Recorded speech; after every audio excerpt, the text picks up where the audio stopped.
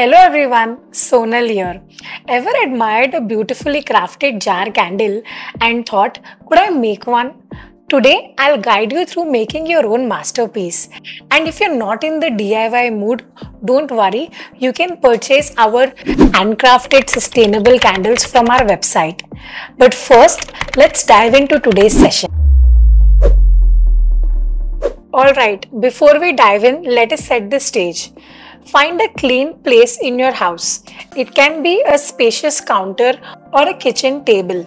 Open your windows so that you get good ventilation and keep your supplies handy so you can use them. First, let's talk about tools and supplies. It's like baking a cake. You need your ingredients ready. First comes the wax. There are many types of wax such as paraffin, soy, beeswax. What we are going to work with is soy wax. I keep getting questions as to which wax do I use. We use a combination of soy and coconut wax, but for this video we are using pure soy wax. You might ask why. It's because soy is eco-friendly and it is also easy to work with. So it becomes our best bet for today's video. Next comes our wick. Think of this as the heart of the candle. There are different types of wicks. Again, there are cotton wicks, wooden wicks, eco wicks, or even hemp wicks. We're going to use cotton wick because it burns really well and it is very suitable for our soy wax. Next comes our containers.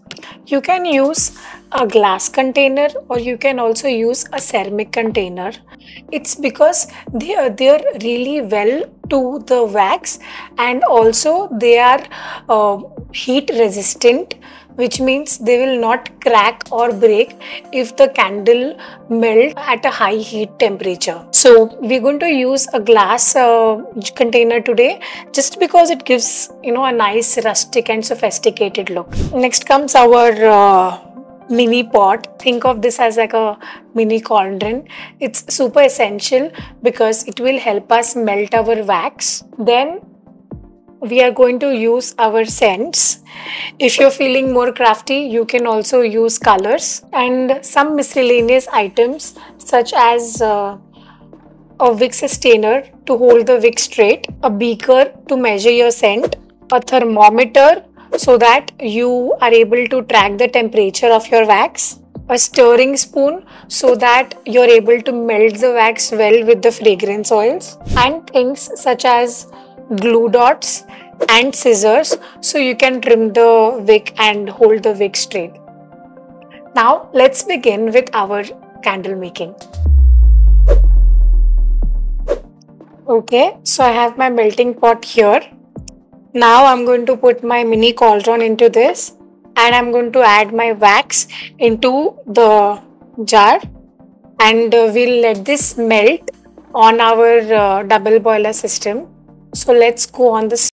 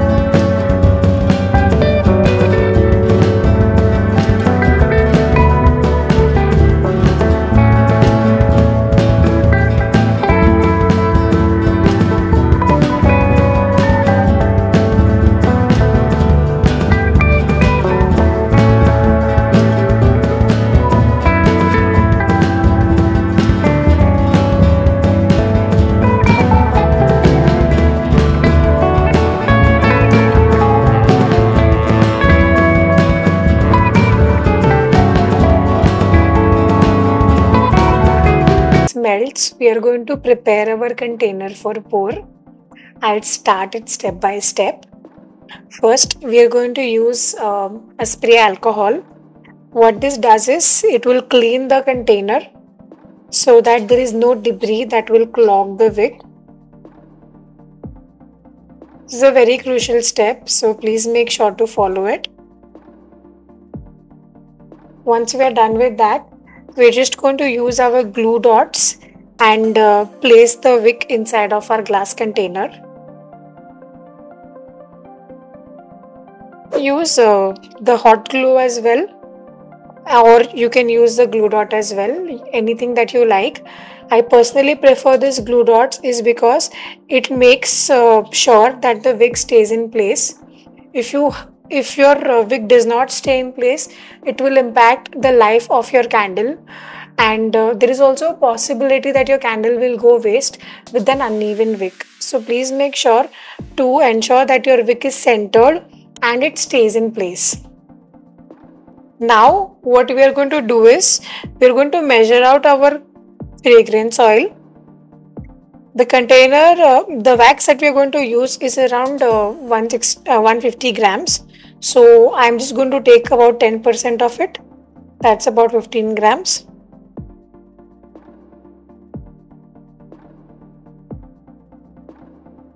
That is it. So now everything is ready. My wax is ready, my jar container is ready, my wax is melting, and I've already measured my scent as well. Now what I'll do is I'll quickly take off the wax off from the stove and we'll start with the pouring process. Our wax has completely melted. Now I'm just going to quickly measure out the temperatures so that you all get a reference of what temperatures you all should be pouring at. Right now our wax is at about 65 degrees, which is a perfect temperature for us to pour our fragrance oil. So I'll quickly start by adding our fragrance oil to the wax. If it's at a higher temperature than this, then there's a chance that your fragrance oil will get burnt. So hence just try and keep it at around 65 to 70. Now after adding the after adding the fragrance oil, I'm just going to stir it slowly for about a minute. Giving it a minute to stir slowly will ensure that your wax gets the time to blend along with the fragrance oil. There are chances that if you stir really fast, then the air bubbles will get captured. If you don't stir at all, then the wax will not blend with the fragrance oil and you'll have wet spots or the sweat spots, as people say, inside of your candle jar. So you don't want all such instances, and hence you just want to stir your wax consistently for about a minute or so.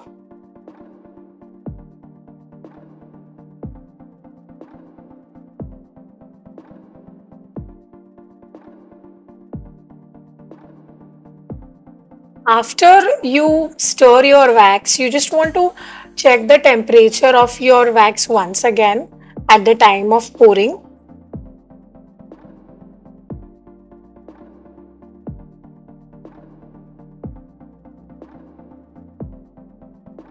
A temperature of 65 to 60 degrees is very optimal if you're using pure soy wax, because that temperature is very favorable when it comes to glass adhesion and also to avoid any hot air sinks or any air bubbles being trapped inside of your candle. So I am at about 62 degrees, which is a very good temperature for me. I am going to slowly start pouring it.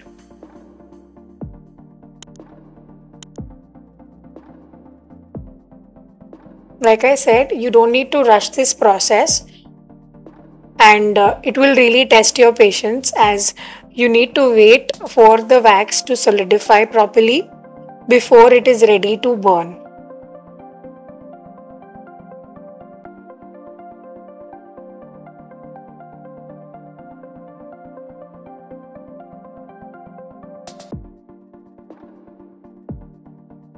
That's it. I have poured my candle now. With the help of my sustainer, I'm just going to place this, I'm just going to place it on the container.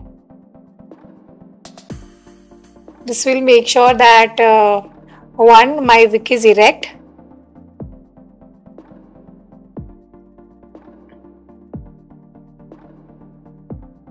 one, my wick is erect, and second, that it stays in place. It does not dwindle on the right or the left.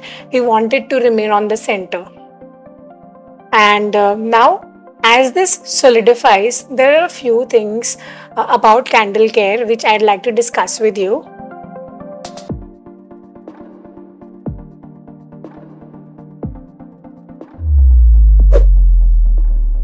Whilst I agree that burning candles bring a lot of life and a lot of relaxing and soothing atmosphere, it's really important to burn your candle effectively as well.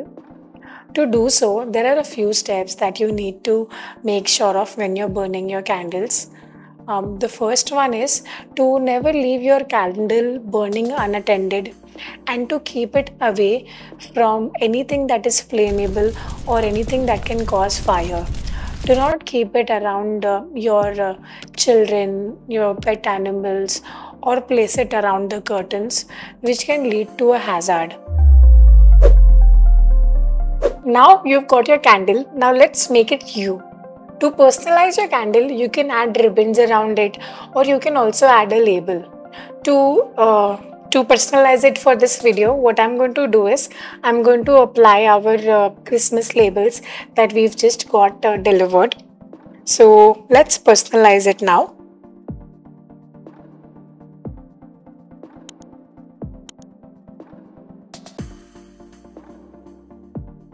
You want to make sure that the top where you're going to apply the label is thoroughly cleaned. So I'm just going to quickly spray and wipe it once so that it adheres to the jar again. So I'm just going to quickly wipe this part.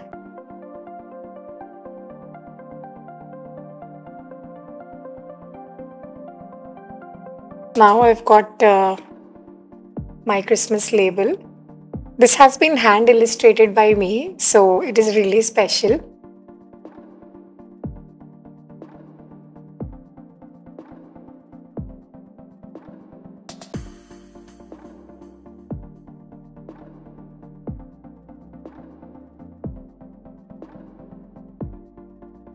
As you can see, here our candle is ready.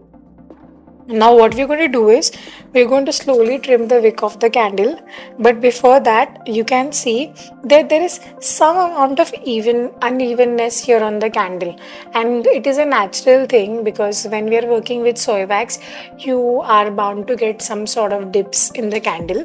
So it's a completely optional step, but you can try it if you have these tools handy. So this is a heat gun and I'm just going to melt the top layer of the candle quickly. All you need to do is heat the top layer of the candle.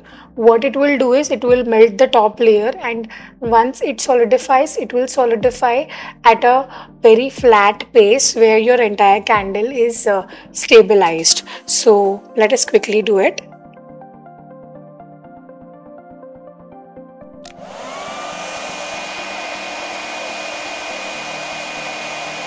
Now as you can see, after we've applied some heat to it and after we've remelted it, the tops of the candle has become really smooth and it is completely even.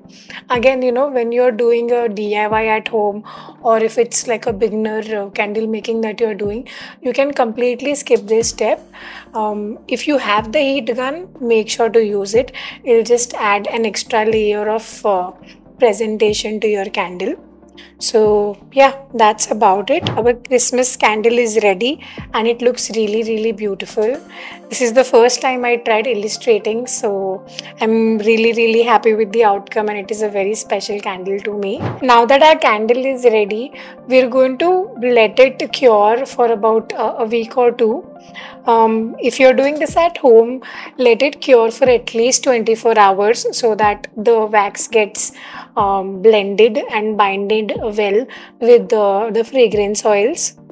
And yeah, after that you can trim the wick and it is ready to use. Some troubleshooting steps for any scenarios that you encounter. If you've got an odd looking candle, don't worry. Here are one or two scenarios that may happen, and I'll also tell you how to overcome it as well. If you've got a dip at the center of your candle, don't worry, just remelt the top layer of the wax. Once you remelt it, the wax will become smooth, and the off-centered bottom will also come back to the entire diameter of the wax. It will be smooth again. If your wick is off-centered, make sure that you realign the wick whilst the wax is still warm or hot. And lastly, if you are getting uneven scent from your candle, make sure that you stir your candle well the next time, so that you don't have the challenges of wax not banding well with your fragrance oil. So our candle is ready. I'm just going to trim the wick. Like I said, we must give it enough time to cure before it is ready for burn. And here are just some good to know and apply sustainability practices that will help our Mother Earth. Whenever you're making a candle, please make sure to opt for eco-friendly waxes. Also make sure that once your candle has completely been used, try to repurpose it and give it a new life. Minimal waste is a goal, so please ensure to not waste any materials that you are using to make your candle. Always store your candle materials safely and neatly so that it can be repurposed again. Crafting is fun with friends, so don't forget to share this video with your crafty friends so that they can also try making a candle. If you've hit a roadblock and you don't know what to do, just leave your questions and queries in the comment section below, and I'm here to help. And don't forget to subscribe to our channel for more expert tips and tricks. And lastly, if you found value in our content, please give this video a thumbs up. All your support means the world to me. So that's a wrap on today's video on how to make your own jar candles. If you're interested in our holiday collection, please hop over to our website and start gifting before the season begins, and to avoid the shipping hassles. Also, just one good thing I thought you all should know is that the revenue we get from every purchase, a portion of it goes to educating younger girls, and we donate some amount of our revenues annually to a charity called Nanni Kali. That the charity helps younger girls get their basic necessities of life, such as the right to live and the right to educate yourself. So if you are thinking of buying a candle, also remember that you are also contributing to a very good deed. And yeah, that's about it. If you're still with me here today, don't forget to subscribe to our channel and also give a big thumbs up to this video and share this video with your friends and family. I'll see you in the next video. Bye bye.